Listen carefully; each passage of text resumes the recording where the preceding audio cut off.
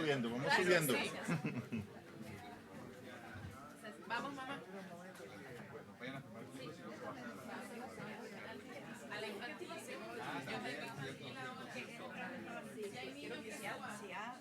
Le dio una que lean todas. Es que esa era mi pregunta favorita. No, está muy bien. Porque sobre todo hay algunas cosas que yo creo que debo repasar. Chicas. La chica publicista que hicimos ayer. Claro, por supuesto. Ya. Él sí. Cuando termines, tienes el libro. Acá.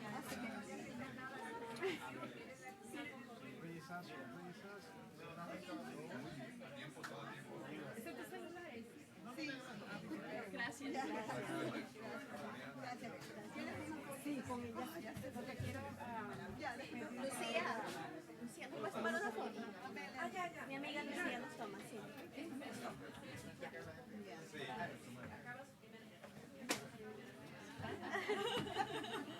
Vidas. Gracias, gracias. Maravilloso. Muchas gracias. ¿Su nombre otra vez? Pues mucho gusto. Mucho gusto. Cuando el tema era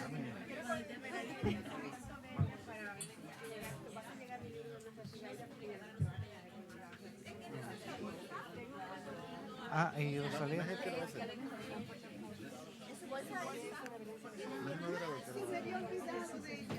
Rosalía, una cosa pequeña.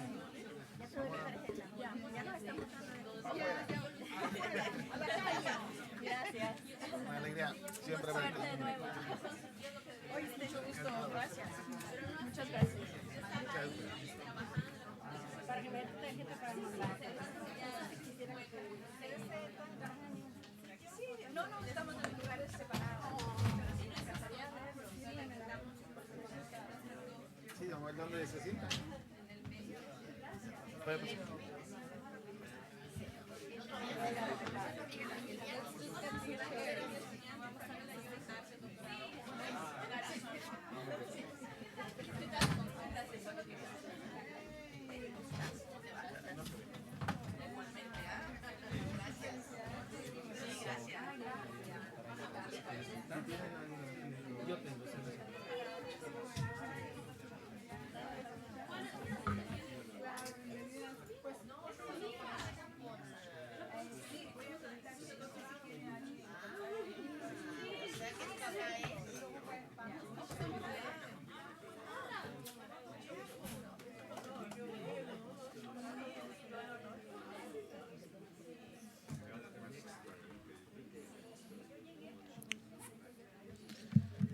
Vamos a empezar en 4 minutos.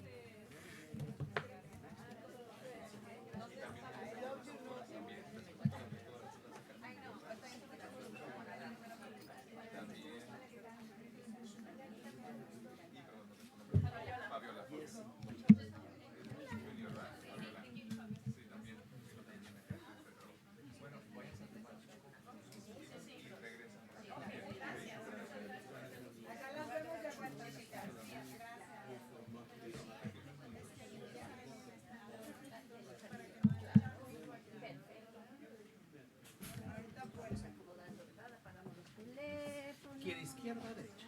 El que tú me quieras dar. ¿Qué quieras? No, ok, ya le serví un poco de agua entonces.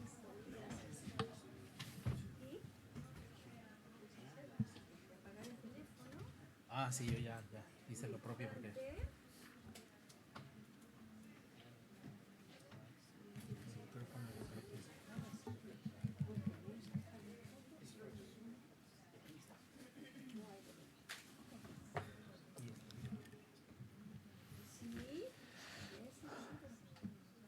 ¿Hablaremos?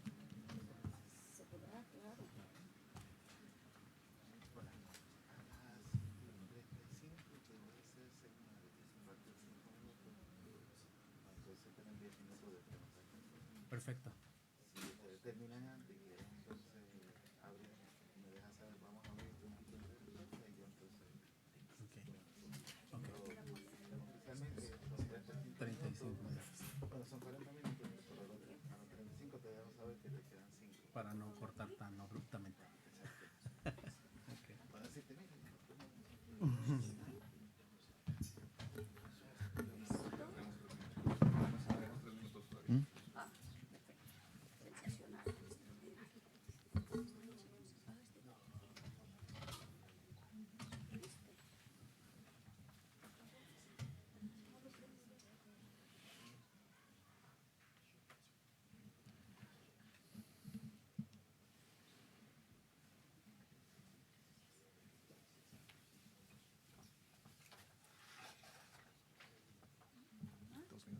Ujú.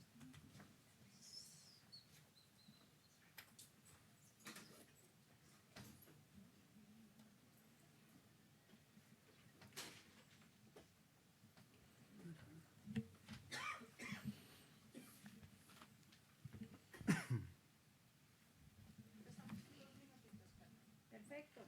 Todo bien. De hecho, 1 minuto.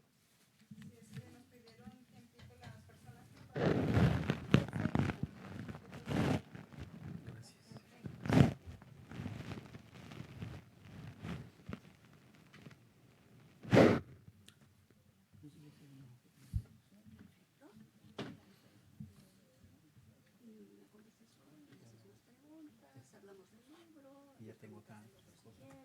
Sí, perfecto. Básicamente procede.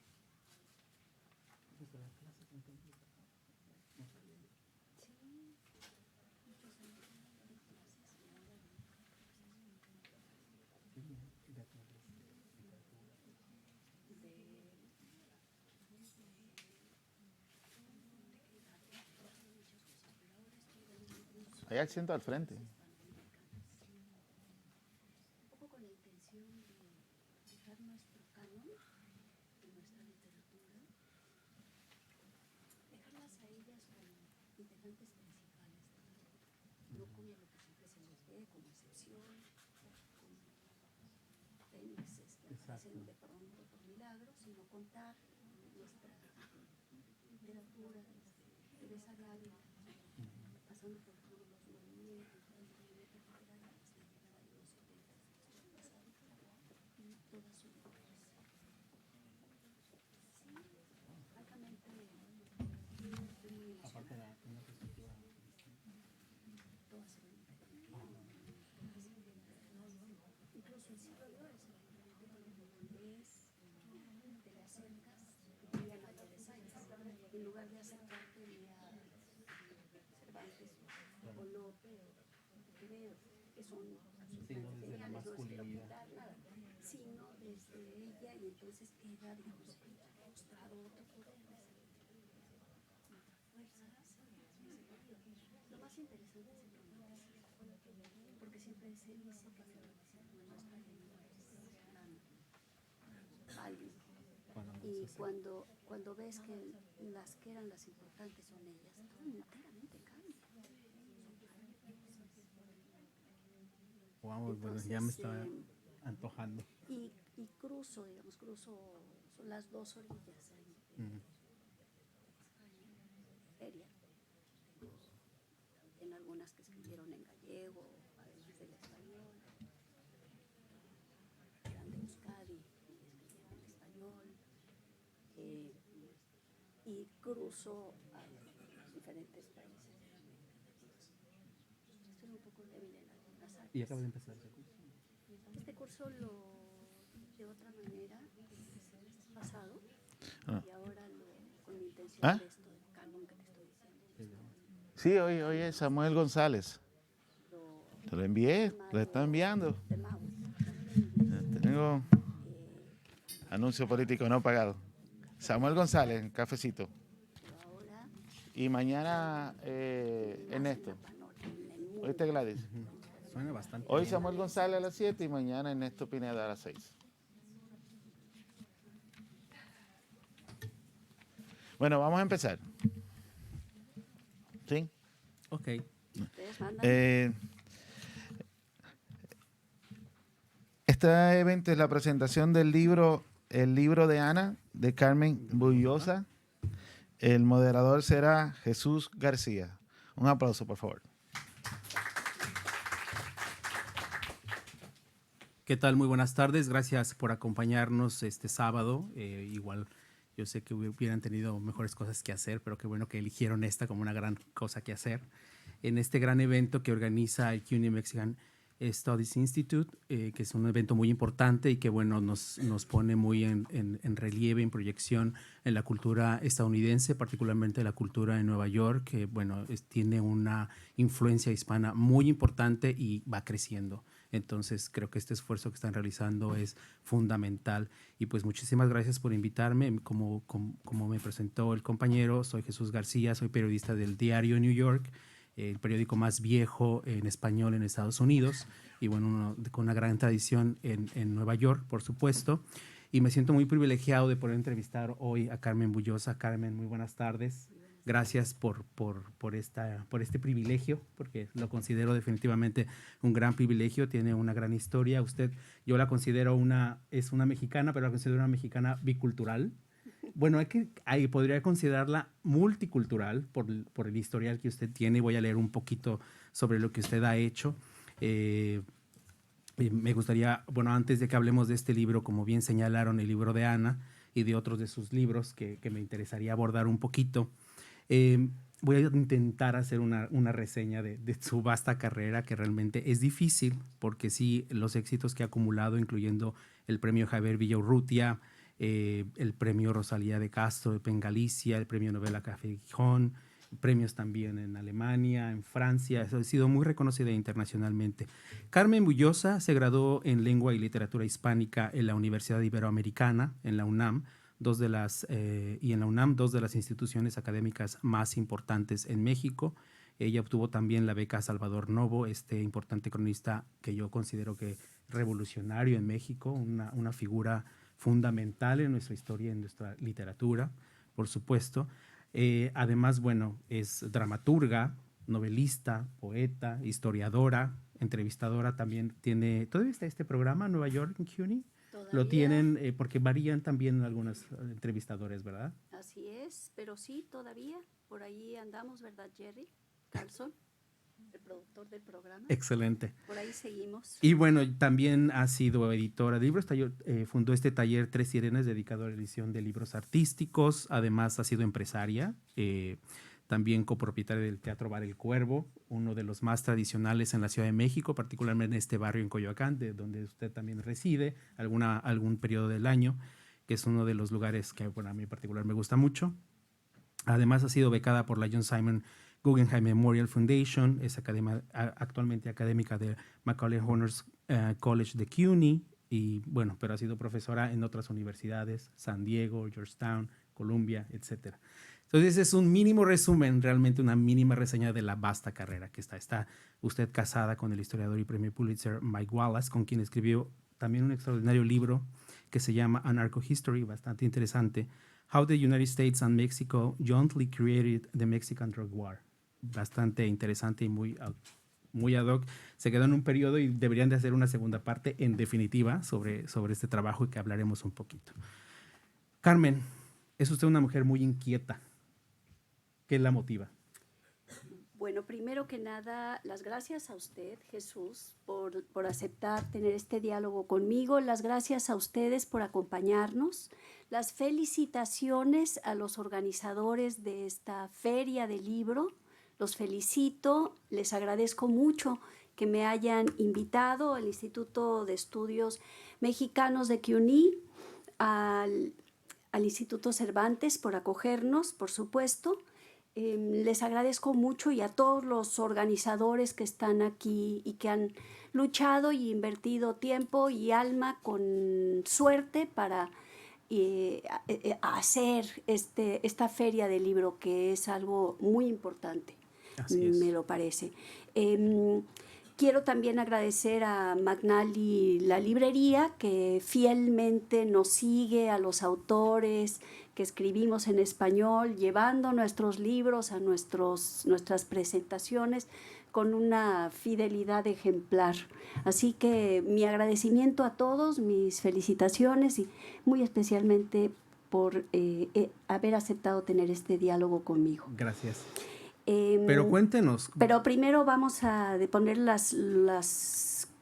cosas un poquito en su sitio. Lo que tengo es una larga vida. Tengo 65 años, me declaré escritora a los 15 años de edad. Wow.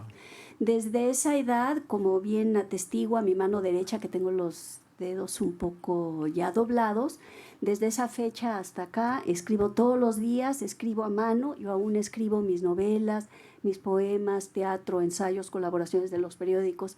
Lo que escribo, todavía tomo mi libreta, mi hoja de papel, mi pluma, y ya después, porque soy de otro siglo, en lugar de pasarlo a máquina, que es lo que hacía antes, ahora lo paso a la computadora.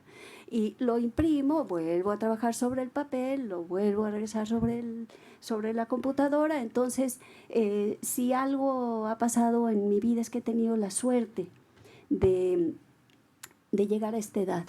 Mi mamá murió a los 36 años. Con su hija más pequeña tenía 2 años, pues yo era una niña.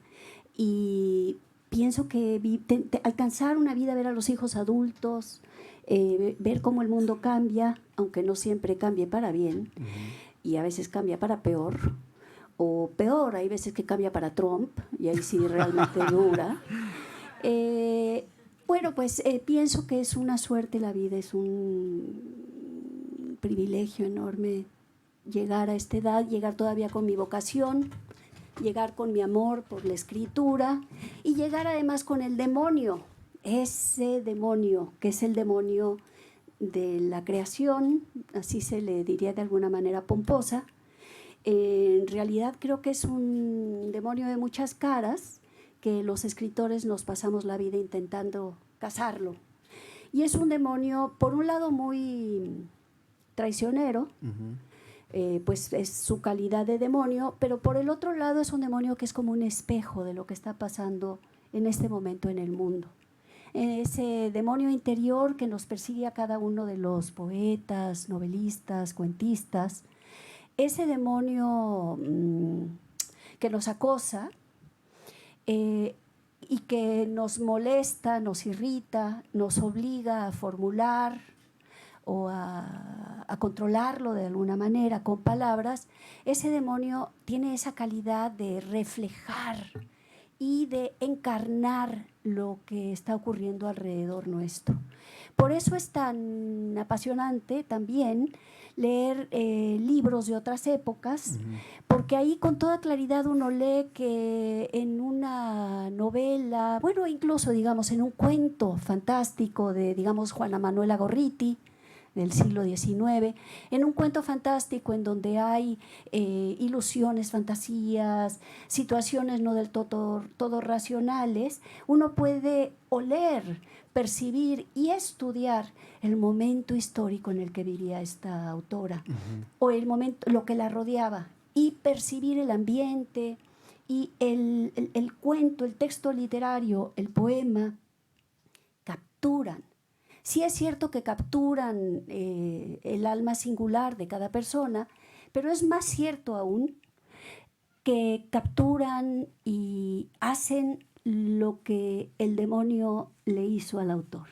Enseñan la época, el momento en el que están viviendo. Así que parte de mi larga vida me ha tocado pues estas décadas en que todo ha cambiado tanto. Vertiginosamente pareciera. Pero una barbaridad, porque yo nací en la Ciudad de México cuando esta tenía 3 millones de habitantes. Me acuerdo de las avenidas con los camellones llenos de dalias, flores, las fuentes. Ya sé que lo veo un poco con el embeleso de la infancia, porque el ojo del niño de alguna manera se sabe embelezar más que el ojo del adulto, pero también sé, porque lo he visto en documentales y he visto fotografías, que es cierto que ese embeleso estaba ahí. Me tocó esa ciudad y bueno, ahora la Ciudad de México tiene 22 millones de habitantes. Y en medio de eso me ha tocado también pues vivir en Nueva York, muchos años ya, pasar el tiempo como un puente yendo y viniendo entre Nueva York y México, y bueno, las otras estancias que he tenido en otros lugares. Oiga, ¿se considera usted chilango yorker? Yo así me puse. Bueno, para Me los que no parece conozcan genial. esta combinación que hice yo de palabras, es los que nacimos y crecimos en la Ciudad de México nos llaman chilangos. Y bueno, los que somos neoyorquinos por adopción, hice una combinación de chilango yorker y yo me considero un chilango yorker. Considero que usted sería una digna representante y de las mayores chilango yorkers. Pues le agradezco mucho que usted me regale esa nacionalidad. Me hace sentir muy incómoda y ansiosamente espero mi pasaporte. Que me nombre y me dé con foto, apellido y huella digital que sí soy una chilangoyorca y soy otras cosas también, porque mi mamá era de mi abuela materna, la familia de mi abuela materna era de Tabasco. Okay. Y mi abuela en las tardes cuando se sentaba con nosotras, mi mamá se iba, estudiaba, estaba siempre en mil proyectos y nos enchufaba a las niñas, nos dejaba con su mamá porque ella era muy joven, nos dejaba ahí con la mamá. Era un alivio para ella para continuar con su vida profesional y los intereses que tenía. Y mi abuela, su gran pasión era narrar historias, era una estupenda narradora oral. Y mientras hacíamos el chocolate sobre la mesa de la cocina, ella molía el grano de cacao que habían tostado afuera, y mientras nos iba pasando de la barra el perfume extraordinario del cacao recién molido, y nosotros tenemos que hacer rollitos o hacer las tablillas, y mientras hacía esto, o hacíamos tamales con ella, o dulcecitos de nuez, era una cocinera maravillosa. Mientras la ayudábamos o nos entretenía, ella a su vez iba... le daba rienda a la hilacha y nos contaba unas historias de Tabasco increíbles, y eso en gran medida también forjó mi patria interior. Entonces, sí es verdad que ella fue la que sembró su curiosidad de contar historias de esa forma, ¿no? Sin lugar a duda, ella sembró el apetito de oír historias, de que el mundo no hace sentido si uno no le da una narración. Las cosas tienen que tener la historia, y la historia oral tiene características muy especiales, y es que va uno de una a la otra y de una a la otra. Y aunque yo sea un animal de biblioteca, trabajo mucho hago investigación para mis libros, me estudio el tema, en realidad termino siempre mi paso de narradora es el paso del narrador oral. Voy aquí y luego voy acá y luego voy acá. Lo noté bastante en este libro, Sí. En el libro de Ana, que vamos a enfocarnos un poquito de ello para que las personas que nos acompañan lo conozcan, y algunos quizá ya lo hayan leído, pero lo puedan recomendar igual. Me gusta una parte de la cuarta de forros que escribieron que le hace bastante justicia al libro. Dice: los personajes se tornan personas y también viceversa. Es un interesante juego de espejos. Incluso usted ahora hizo la referencia en algún momento en la narración que estuvo hablando. Esta novela retoma aquella revelación de León Tolstoy sobre una novela escrita por Ana Karenina de primera calidad, según en la propia novela y como usted hace referencia, según en la historia. ¿Cómo le surge a usted la idea de escribir esta historia, retomar esa novela? Porque la novela está y están los personajes y crean que son personajes que se vuelven realidad, y después, nuevamente, incluso está León Tolstoy en la novela. ¿Cómo surge la idea de crear esta novela? Releyendo a Ana Karenina, descubrí con absoluto asombro, yo no me acordaba, que Ana Karenina había escrito un libro. Lo dice Tolstoy. Y no solamente lo dice, lo deja pasar, sino que hay una escena en que tenemos el editor, que es también escritor, y que la está queriendo convencer que le dé el manuscrito. Le está diciendo: Ana, pero es buenísimo, dámelo, lo quiero publicar. Y Ana dice: oh, no es más que un borrador. No es más que un borrador. Camino a esta escena, el hermano habla de la novela con Levi, que es el alter ego de Tolstoy, y también le argumenta que es una novela muy buena, que él ya la leyó. No sabemos nada de esa novela, excepto que, según el hermano, tiene como posibles lectores jóvenes, que ha pensado Ana en hacer un libro que es para jóvenes. Y está subrayando la honorabilidad, la calidad moral de Ana Karenina, que es, pues, sí, una adúltera que está viviendo sin estar casada con un hombre. Pero esto lo deja totalmente al lado y habla de su generosidad, del tiempo que dediques educando a los niños de otros, de su escritura, de lo bien que ha escrito este libro. Pero el libro no vuelve a ser mencionado nunca. El libro de Ana Karenina desaparece de la novela de Tolstoy. Y yo lo que pensé leyéndolo, bueno, claro que es obvio que Tolstoy, que adoraba a Ana Karenina, también tenía muchos problemas con ella porque tenía problemas con las mujeres. No le era fácil aceptar el poder el poder sí, pero no le era fácil aceptarle otro destino a esta mujer brillante, porque Ana Karenina es brillante, bella, sensual, etc. Entonces, yo pensé regresarle a Ana Karenina el libro que se había perdido en el destino. Pensé regresarle su libro pensando que si ella hubiera publicado aquel libro, el destino de Ana Karenina hubiera sido otro. Si el libro hubiera sido un éxito, si Ana hubiera ganado dinero, o sea, todas estas conjeturas me las hice yo a mí. Y probé regresarle el libro de diferentes maneras. Hice algunas versiones previas del libro, aquello no me acababa de cuadrar. Y terminé optando, y creo que funcionó, terminó el demonio que me persigue, proveyéndome de una forma, llegué a los hijos adultos de Ana y le regreso a Ana Karenina no solamente el manuscrito que ella reescribió cuando ya pasaba todas las noches con sobredosis, pero con dosis bastante copiosas de láudano para poder dormir y para calmar la ansiedad, cuando está completamente agitada, cuando ya la vemos que va perdiendo el piso, reescribe esta novela que ella había pensado hacer para jóvenes, donde recontaba a su manera cuentos de tradición popular. Y los cuentos de tradición popular que aquí cuenta son el espejo del alma totalmente agitada, insatisfecha, erotizada de esa última Ana Karenina. De hecho, son dos novelas, porque En realidad son dos novelas completamente distintas, lo refiere ahí. Son dos novelas y en la novela número 1, empieza en 1905, estamos al empezar el año, vamos a visitar las casas de los aristócratas, los Karenin, los hijos de Ana, y vamos a visitar las cocinas y vamos a visitar donde se juntan los trabajadores, donde están las anarquistas, porque estamos en los inicios de la Revolución Rusa. Y vamos a ver a la anarquista que quiere poner una bomba. Vamos a seguir esa vida de los hijos de Ana y vamos a saber de un capricho del zar.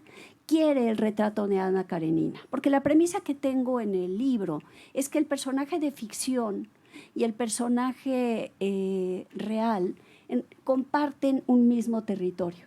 Doy a Ana Karenina por cierta. Todos sabemos que es un personaje de ficción, pero todos sabemos también que Ana Karenina, como muy pocos personajes de ficción, vive entre nosotros. Como el Quijote, vive entre nosotros, como Doña Bárbara vive entre nosotros. O sea, son personajes que han brincado a ser parte de nuestro imaginario colectivo y que son parte de nuestra vida. Nos hemos vuelto de algún modo reales. Nos hemos vuelto reales sin serlo, sí, de alguna manera reales o nuestros. Nuestra memoria los ha vuelto reales. Y en el libro tengo los personajes, digamos, de Tolstoy, junto con los personajes históricos que conviven con los hijos de Tolstoy, que ya han pasado 30 años, conviven con los hijos con los hijos de Ana Karenina en igualdad de situación. Se comparten. El padre Gapón, que va a liderar la manifestación contra el zar, va a compartir la arena de la narración junto con la hija de Ana Karenina, a quien Ana, por cierto, no quería nada, Aní. Va a estar ella ahí presente, y la pintura de Ana Karenina. En la novela de Tolstoy se dice que Mikhailov hizo un retrato extraordinario de Ana Karenina. Lo ve Tolstoy, lo describe como una obra de arte extraordinaria, y esa pintura es la que quiere el zar. El zar, que es un personaje histórico. Ese zar, que es un personaje histórico, desea esto porque la premisa de mi libro es que pongo en el mismo nivel, los pongo en la misma arena. Y en esa misma arena, a la hora que la familia de los hijos de Ana Karenina, la esposa de su hijo Sergei, que era la adoración de Ana, busca el retrato, encuentra el manuscrito. De hecho, él ya le escribe al hijo. A la hija no hace referencia. No hace ninguna referencia. Ana no hace ninguna referencia a la hija porque en la novela de Tolstoy claramente dice Ana que ella se ha quedado sin espacio de amor para su hija. Que todo lo que ella tenía de espacio de amor era para Sergei, para su Sergio, su hijo que ella idolatraba. Y a la hija, en cambio, no consigue responder ya con amor. La hija, que es la hija de su amante, que escogió en mala hora porque se hubiera escogido un galán mejor. Pero no, era guapísimo. Posiblemente sí era guapísimo. El amor no escoge y la pasión menos, ¿no? El amor no escoge.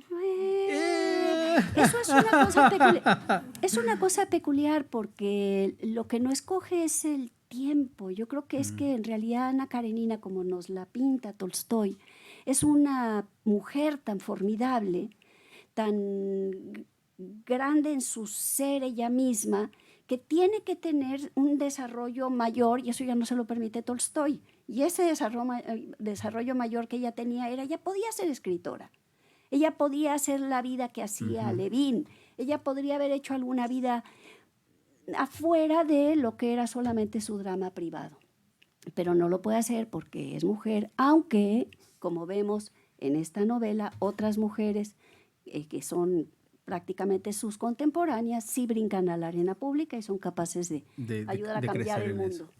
¿Qué tan complejo fue el proceso para crear los personajes? Porque al final se retoman personajes de la novela, como usted dice, hay personajes que nosotros creamos que son reales por nuestra memoria, y todo este universo que crea, porque es un universo extendido de Tolstoy, pero es su propio universo.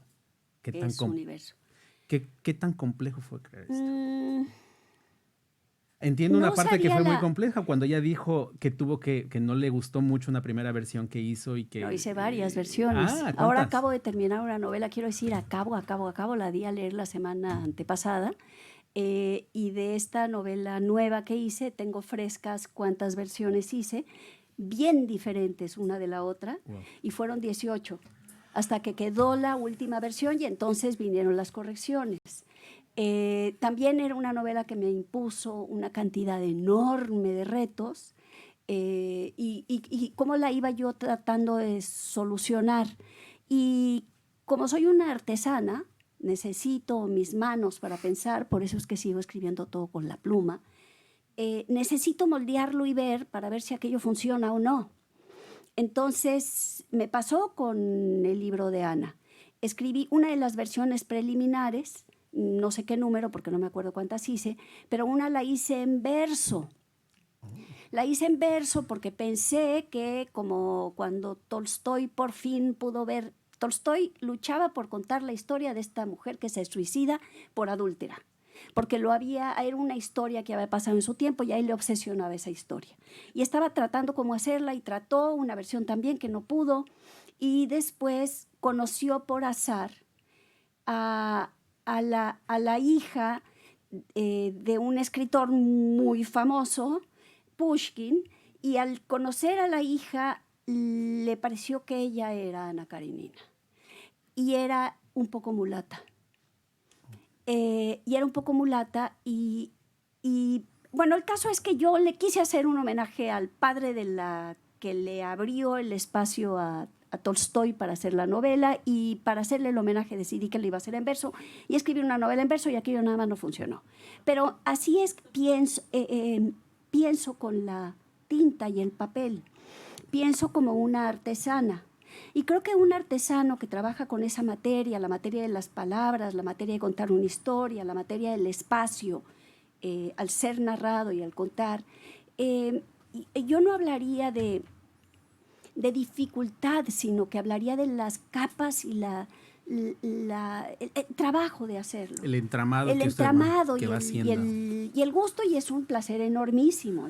Como un usted placer dice, usted enorme. es una artesana y el artesano va construyendo, va entramando poco a poco, Así ¿no? es. Hasta moldear justamente. Hasta tenerlo, hasta que eso es lo que debe de ser. Entonces, ese proceso extraordinario y delicioso, yo no lo llamaría difícil, yo no lo llamaría complicado, yo lo llamaría, pues hay una cosa ahí absolutamente deliciosa, muy erótica, porque es algo que uno va tocando, va armando esa historia y va teniéndolo. Y estuve bastante tiempo con Ana y con su novela, que es la que contiene adentro el libro, es una novela corta, y mi libro, digamos, sitúo, le doy el espacio donde ese manuscrito puede aparecer. Puede aparecer. Ese manuscrito enloquecido, lleno de láudano, y yo ahí sí, la verdad, no le entré al láudano. Me imaginé ¿Cómo podría haber sido? cómo podría haber sido. Leí mucho sobre el tema, en parte por la tragedia que ha ocurrido en México de la mal llamada guerra contra las drogas. Pues me he metido a estudiar sobre ese tema, el tema de los efectos de las drogas, el comercio de las drogas, etcétera. Y en medio de eso, pues en el caso de la novela de Ana Karenina, le eché mano del láudano. Ok. Que Ana echaba mano del láudano. Eso no es mentira mía, eso lo dice Tolstoy, y como Tolstoy es Dios. Eso pues, ocurrió en el universo de Tolstoy. Bueno, me gustó mucho cómo hace esas referencias de Tolstoy, cómo integra parte de sus propios personajes. Y voy a leer una parte que describe mucho esto que a mí me encantó. Dice, Capitonic le abre la puerta a Annie. El viejo portero que aparece en la novela de Karenina sigue idéntico a como lo dejó Tolstoy. Es muy divertido. Esa prueba de tiempo. Exacto. Capitonic. El tiempo no ha dejado huella en él. Desde el suicidio de Ana no ha vuelto a poner un pie fuera, excepto una vez. No salió ni para estar presente en el entierro de su propia hija, la ex bailarina de ballet ruso, hace 5 años. Vive encerrado a cal y canto, dedicado a conservar el Palacio Karenin, tal como fue dibujado en la novela, con 2 cambios.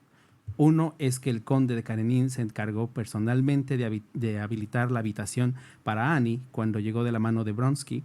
El segundo es que se removió el retrato de juventud de Ana Karenina del estudio del conde, aunque representara a su mujer antes de que se convirtiera en otra al enamorarse de Bronsky. Entonces, ningún otro objeto ha cambiado el de lugar y las cosas se conservan en perfecto estado gracias a los infinitos cuidados de Capitonic. Es que yo siempre hago esos cambios. Y a su naturaleza ficticia. Ese guiño que nos da al lector es fantástico. Su naturaleza ficticia. Después aparece Tolstoy mismo. Exacto, y en me sueños alegra igual, mucho, ¿no? Jesús, que a ti te guste, porque yo voy a tener mi condena eterna. Cuando esté ya del otro lado, donde viven los muertos, va a venir Tolstoy furioso conmigo. Va a venir furioso yo lo adoro, le tengo un respeto enorme, es grandísimo. Pero él va a estar furioso porque lo hago parecer muy ridículo cuando se presenta en el sueño de la pareja de Claudia y de Sergei. Los dos lo sueñan al mismo tiempo. Y la verdad, se sale de sus cabales Tolstoy. Y creo que por ese motivo Tolstoy, muy enojado, me va a reprender fuertemente. O sea que en el más allá, cuando ya esté ya entre los muertos, me la voy a pasar escapando de varios. Y de uno del que voy a tener que escapar, pero bien rapidito, va a ser de Tolstoy. Porque esto no le va a gustar. Yo y creo no le que va a sí gustar le va a gustar. A lo mejor usted no bueno. tiene tanta confianza, pero Lo que no le va a nos gustar es acompañan verse cuando lean la tan mal. novela, yo creo que van a estar en desacuerdo Pero él se ve un poco mal. con doña Carmen. Yo, la verdad, disiento de usted. Bueno, Lo muchas siento. gracias. Pues bueno, vamos a tener un espacio para preguntas con ustedes, pero me gustaría un poco, hizo referencia a este trabajo que ha realizado también sobre el narco, que me parece muy interesante. De hecho, traigo aquí el libro, que es un libro extraordinario, si ustedes lo pueden conseguir, A Narco History, que escribió Lala Limón con su esposo, que es historiador, premio Pulitzer, y que hicieron un trabajo extraordinario. No se nota ninguna diferencia sobre quién escribió qué ni nada, sino es un libro que nos cuenta un largo periodo de lo que es la historia sobre las drogas en México. y que bueno, ha sido un problema que bueno, ahora nos está pegando muchísimo más. ¿Cómo logra saltar de un mundo imaginario y de esto que usted realiza, pero realista de algún modo, como puede ser una novela, a uno totalmente realista como este? Yo creo que los que trabajamos con el mundo imaginario siempre tenemos el ojo bien puesto al mundo real. En el caso mío de México, estaba yo obsesionada con lo que ha ocurrido las últimas ya 2 décadas, la tragedia mexicana o esta pesadilla que ha sucedido sobre México, y yo no conseguía entenderlo.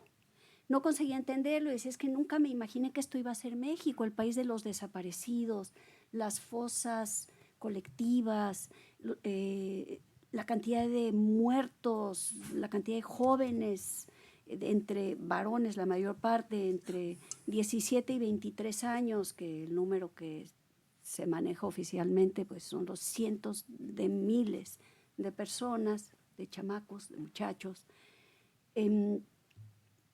Me era algo irrespirable, yo no lo podía entender. Y empecé, a leer obsesivamente en la prensa, a leer las cosas que aparecían publicadas.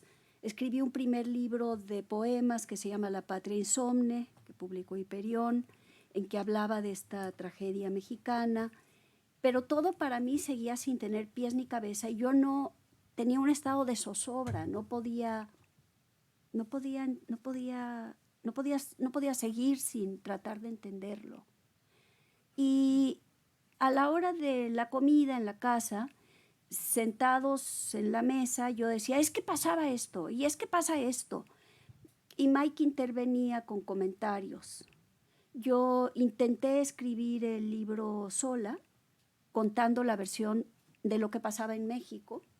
Primero intenté hacerlo aceptando la versión generalizada, que es que todo empezó cuando el presidente Calderón declaró la guerra, las cosas no hacían sentido, no era verdad. También Zedillo, el presidente anterior, y Fox había tenido ya cabezas rodando y cuerpos cayendo, y antes de la caída del PRI, el presidente Zedillo ya había enviado 2,000 soldados a la frontera de México a combatir la guerra contra las drogas, y luego yéndome un poco más atrás, bastante más atrás, llegué al presidente Echeverría, a quien le tengo mucho respeto, por cierto, y vi que él, cosa tremenda, había usado el dinero americano para hacer a su vez una operación Cóndor. Estoy hablando de los 70s, era cuando México recibía a los exilados de América del Sur.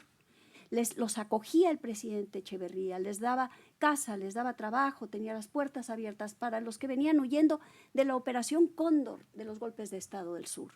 Y adentro de México, en el estado de Guerrero, el presidente Echeverría organizó una operación Cóndor con dinero del combate contra las drogas, diciendo que era para combatir el tráfico y la producción de drogas y el cultivo de la amapola y marihuana y la producción de drogas, y que en realidad la Operación Cóndor de México era una operación política para acabar con la guerrilla y los disidentes. Y ahí es donde muere Lucio Cabañas y muchos más, borra pueblos enteros. Es el área donde después Ayotzinapa y los 43 desaparecidos. Yo iba yendo hacia atrás y menos entendía. Entonces arranqué yo mi versión de los hechos desde Echeverría hacia nosotros, pero aquello estaba lleno de hoyos. Sí. Era como un queso podrido, no como un buen queso que tiene hoyos, pero que los hoyos son el oxígeno y parte del cuerpo. No, aquello no podía ser. Y en la mesa, conversando, Mike decía, qué casualidad, es que nosotros en los 70s, yéndome más atrás, llegué hasta 1914. Y dije, es que pasó aquí que Carranza. Y dice, es que nosotros en 14, hasta que juntos en la mesa dijimos, es que todo empieza cuando la prohibición. ¿Y qué hace ante eso el Estado mexicano? Cuando el Estado mexicano trata de salirse de este juego completamente neurótico de los Estados Unidos. ¿En qué momento dice, están demandando que les vendamos drogas y están diciendo que son prohibidas? O sea, están pidiendo lo que prohíben. Ese juego completamente esquizofrénico y neurótico a un grado loco. Lo intentó impedir México en los 30s, por una razón extra. Perdón, me estoy brincando demasiado rápido, es que es un tema muy extenso. Sí, muy extenso y pero complejo. En los 30 exacto. y siempre el asunto del racismo. Primero fue contra los chinos, con el opio. Luego en los 30, después viene, bueno, contra los afroamericanos a la hora de los linchamientos. Y en los 30, cuando Estados Unidos expulsa a un número, a un no determinado de mexicanos de este territorio, un número que va entre 1 millón y 2 millones de mexicanos, que ya tenían papeles, muchos de ellos, que tenían pasaporte, muchos de ellos habían nacido en Estados Unidos. Y Estados Unidos los echa y al mismo tiempo viene la prohibición de la marihuana. La prohibición de la marihuana que se asocia con los mexicanos. Y entonces México responde diciendo, no, la marihuana no vuelve a la gente asesina, porque es lo que se decía entonces. La marihuana no le hace nada a la gente, lo dijo el doctor Salazar Viniegra, que era el equivalente al secretario de Salud del presidente Cárdenas. Bueno, el caso es que él intenta revertirlo y lo tiran los gringos. No sabemos bien a bien en la reunión privada que le dijeron que eso ahí detuvieron la moción de México, que era no firmar el convenio de la Haya de la criminalización del uso de drogas en todo el mundo. México intentó. Después de esa intentona fallida, porque la presión fuerte que hubo sobre la presidencia era: ustedes no hacen lo que les pedimos y nosotros no les vendemos medicinas. La mayor parte de la industria farmacéutica universal estaba en Brooklyn, las medicinas se exportaban, llegaban a México, prohibiendo la entrada de medicinas para curar a los niños y a las mujeres y a la gente que se estaba muriendo. Bueno, eso se acabó. El caso es que, contado, viendo lo que pasaba en los dos lados, la historia hacía sentido. Y Mike fue el que dijo, bueno, ¿por qué no lo hacemos entre los dos? Y es que yo no sé nada de historia americana, iba yo llenando pedacitos. Y él dijo, vamos a hacerlo entre los dos. Tú aportas todo lo que tienes de aquel lado, yo aporto todo lo que tengo del lado de acá. Lo que necesitamos, tú buscas lo que hace falta y tú te sometes a mis reglas, me dijo él. Por supuesto que usted le dijo Y que no. no, pues es que dije, no, es que no, ¿cómo que no puedo jugar a esto? Dijo, sí, tienes que jugar a esto y no me importa qué sientes y no me importa qué opinas y no me importa qué piensas y no me importa qué conjeturas y yo solo quiero datos que puedas comprobar. Y así vamos a trabajar. Y tú me lo das en el inglés que yo tengo, que es regularcito. Y tú me lo das escrito, lo discutimos, tu parte de lo de México, yo de la de México y la discutimos y vamos a irlos juntando. Y así hicimos. Nos sentamos a trabajar Pues el resultado los dos. es extraordinario, debo decir, es uno de los mejores libros. Yo tuve el privilegio en sentido periodístico de cubrir el juicio del Chapo. Ay, sí. Ese sí es Y privilegio. bueno, ahí se contaron 30 años de la historia del narcotráfico con estos cooperantes, que es, bueno, impresionante, pero cuando leí este libro, yo no lo había leído, debo confesarlo, lo leí después de que terminó el juicio, me hicieron sentido muchísimas cosas. Tienen que leerlo si quieren conocer más sobre la historia, sobre lo que está pasando y entender lo que está pasando actualmente en México. Vamos a abrir, por favor, para aceptar algunas preguntas de las personas de ustedes que están con nosotros. Así que vamos por lo menos a tomar tres preguntas. Preguntas cortas y respuestas cortas. Maestra, buenas tardes. Está en este libro las 3 obsesiones que la mueven y que la apasionan, que serían el cuerpo, la aventura y la memoria. Gracias. A usted 1000 gracias. Están esas 3 y está una cuarta que es la historia, que también es una obsesión para mí. Le agradezco mucho su pregunta. Es 100% atinada y es 100% verdad. En este caso es el cuerpo de Ana Karenina. O sea, lo que yo imagino que pasaba en el cuerpo de Ana Karenina, en ese cuerpo erotizado, insatisfecho, enamorada de Bronsky, que era un baboso, y en ese estado de exasperación, ahí está escrita la novela de ella. Y ese cuerpo que hay ahí adentro, pues es el de Ana, y es una novela erótica adentro del libro de Ana, que yo le atribuyo a esa voz de su cuerpo, de ella. Qué placer tenerla aquí en la Feria del Libro. Muchas gracias Jesús también. Me ha encantado esto que usted dijo de los personajes de la ficción que todos sabemos que han dado un brinco y están entre nosotros. Entonces me vino a la mente la imagen de la película esta de Woody Allen, de La Rosa Púrpura del Cairo, que la gente está saliendo de la pantalla. Y me gustaría que usted nos comparta cosas de Ana Karenina que está entre nosotros la inspiraron, si es que son cosas concretas, a finalmente, bueno, hacer esta novela? Es muy peculiar, gracias por la pregunta. Es muy peculiar que en realidad quien me motivó, más que ser Ana Karenina, que no me gustaba a mí de adolescente, por cierto, no era como para un personaje que yo amara especialmente, pero en este caso, en la relectura, yo ya de adulta, lo que yo quería era justicia para ella. Quería regresarle a sus hijos adultos, un poco lo que le pasó a mi mamá, que se quedó sin ver a sus hijos adultos. Yo tengo 2 hijos adultos, tengo nietos, y ha sido una cosa sensacional. Entonces yo le regresé a Ana sus hijos y le regresé su libro, el que nunca publicó y posiblemente nunca acabó de corregir, y que además no podía corregir, porque como ella se va alterando, el primer libro que ella escribió no podía ser el que después ella corregía. Tenía que ir modulando ese libro. Entonces, fue un acto de justicia. Y mi reto, mi relación fuerte, era con alguien que amo y respeto muchísimo, y es Tolstói, y con el que también yo peleaba. Peleaba pues por el destino que le dio a Ana, y peleaba por muchos otros motivos, y peleaba con admiración, y peleaba de la manera que me gusta pelear cuando escribo. Me gustan mucho los personajes que me son antipáticos o difíciles. Me gusta mucho trabajar con personajes que por un lado sí me atraen, pero por el otro lado no. Digamos, mis hijos estaban chiquititos y yo escribía novelas de piratas, donde había carnicerías, violencia, y yo estaba mientras picando la cebollita, cocinando mis calditos, cuidando a mis chiquitos, ¿Ya mis ve? bebés. Como la abuela. Como la abuela, en efecto. ¿Alguna otra pregunta? Bueno, pues puede hacer un comentario final. Bueno, antes de irnos y bueno, un poco cerrando esta parte del comentario que hizo sobre la guerra contra el narco y con este juicio del Chapo, ¿usted considera que se logró algo importante con la sentencia de este narcotraficante o no? Yo pienso que no, o incluso diría que todo lo contrario. Pienso que el problema de la guerra contra las drogas o el problema del tráfico ilegal de las drogas no se soluciona crucificando capos. Antes bien, se corta la cabeza de un capo, se reproducen muchas fuerzas. Y además, ningún capo funciona si no tiene la cooperación de la mano del Estado. Y además, no puede ser.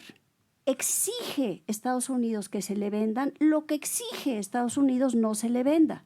Y no nada más. A cambio de eso nos han invadido México de armas. ¿Cuándo? Pues desde que cambió la legislación de las armas de alto poder. Y es un problema que Estados Unidos tiene grave con los asesinatos masivos, y que y que México lo tiene mucho peor, porque como bien dice el dicho, si Estados Unidos estornuda, a México le da neumonía. Y con las armas también. Esto que pasa en Estados Unidos, que es sí una tragedia, en México tiene proporciones catastróficas. Son las armas y es la demanda de drogas. Entonces, tiene que haber una visión totalmente diferente para atacar este problema. Y yo no creo, digamos, crucificando al Chapo, se calma la opinión pública, se hace un teatro re bonito, mientras allá todo se vuelve a organizar de otra manera. Entonces, soy un poco escéptica. De todas maneras, a pesar de que soy un poco escéptica, me hubiera encantado, como usted hizo, ir al juicio del Chapo. Ok, muchísimas gracias. Gracias a todos por haber venido. Gracias, Carmen. ¿Va a tener el libro arriba para firmar? ¿Para firmar libros? Hay libros allá arriba en Por favor. McNally. Está el libro de Ana, está en esta versión, que es el libro a solas, y está aquí en uno de los volúmenes de la Biblioteca Carmen Boullosa, que estoy tan vieja que ya tengo biblioteca. Carmen. Bueno, muchas gracias. El próximo evento va a ser a las 4, así que pueden ir, comprar el libro para que ella se lo firme. Y nada, y el último evento. Vamos a hacer una foto ahora oficial con Rosalía, Carmen, Carlos para por favor. entrevistarlo. Y lo que quiero es repetir es y José. Chilangoyor. Chilangoyor.